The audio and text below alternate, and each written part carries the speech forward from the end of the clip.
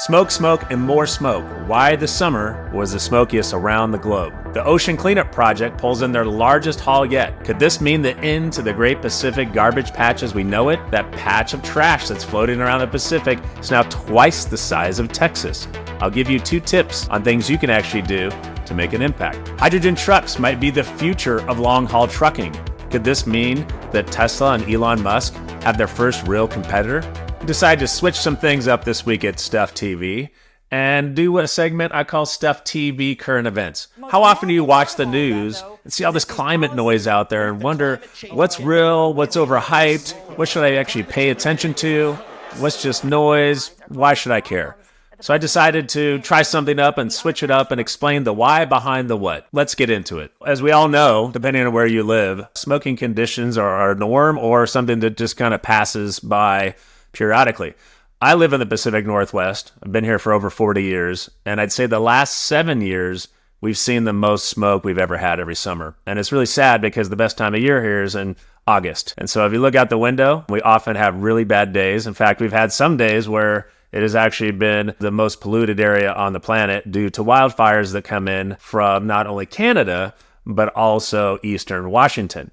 So why is this occurring? Why are we seeing more smoke? If you look at statistics, you'll see that we are in fact having wildfires. We've always had wildfires, but things are much drier than before due to global warming. And when things are drier, it's way harder to put out fires and they tend to ignite much faster. So you're seeing a lot more fires, and the ones that are around actually burn way more acreage than before. You'll notice this also in California. So here's a few pictures of smoke, or actually fires I've seen just standing on my deck. I've actually seen about 6 different houses burn from my deck this year. One was this big 6,000 square foot house that actually burnt all the way down, and the fire department had a real hard time putting that out. So unfortunately, expect much drier conditions in the summer, which means we are going to have a lot more fires. And until we really figure out something around climate change, this is going to be the new norm, unfortunately, I think, when it comes to summers in the United States.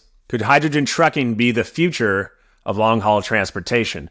The real cool thing about hydrogen, it is the most abundant element in the universe. Of course, the challenge is how do you harness it and transport it without blowing up? So, there's been a lot of talk about battery technology and things like that, and that's super important. The downside of batteries is they're extremely heavy. So when you look at transportation, there's companies like Kenworth that are exploring this, where they're actually taking in hydrogen and storing it, and they're also doing it a little bit with batteries. There's companies like Universal Hydrogen, which was a former CTO of Airbus, who's actually trying to build hydrogen-powered jets. So it's really interesting to figure out.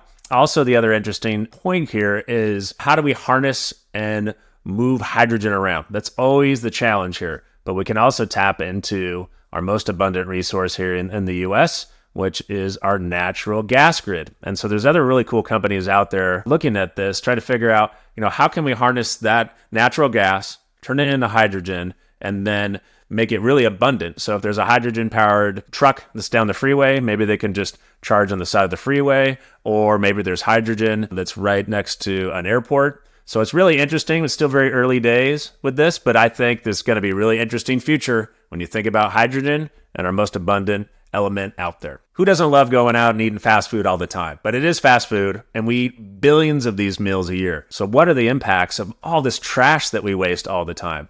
I was curious, and I'm going to take you behind the scenes of one of my favorite local places, Taco Time. 100% of all the plastic and all the waste and everything you see from Taco Time is compostable. Man, it's hot out there. Let's talk about heat for a moment. So there's been a lot of concern about this. We're seeing that the global temperatures are rising.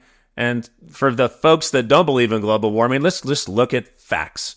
Here we are going back in time. So going all the way back to the 50s. And you can see this effect that's been happening because of humans. And so if you think of the Industrial Revolution, which happened a little bit around the 50s and over time had taken off, we directly have contributed to this and made that impact on our planet. So I often say you can't have infinite resources on a finite amount of space. So when we double humanity or triple humanity over time, Earth isn't doubling and tripling.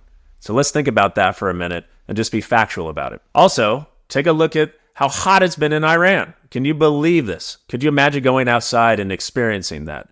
So heat is a very real thing that we should all be worried about. We're going to have climate nomads. We're going to have people that live on the equator that end up moving because of heat. And you need to be worried by that because it is the biggest impact, and usually it affects elderly people and young people. So we should really figure out how to create solutions to, one, attack the problem with global warming, but two, there's really interesting companies that are out there that are figuring out ways to reinvent air conditioning, for example.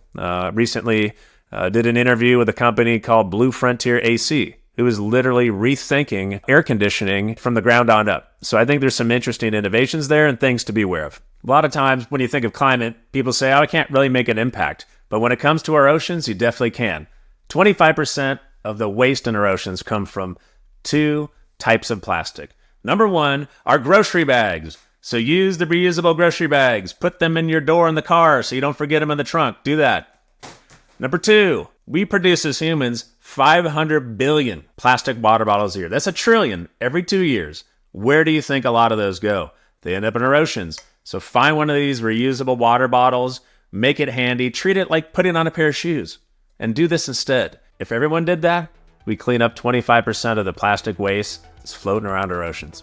And that's a wrap. So tell me what you think of my new little experiment, StuffTV current events. Was it interesting?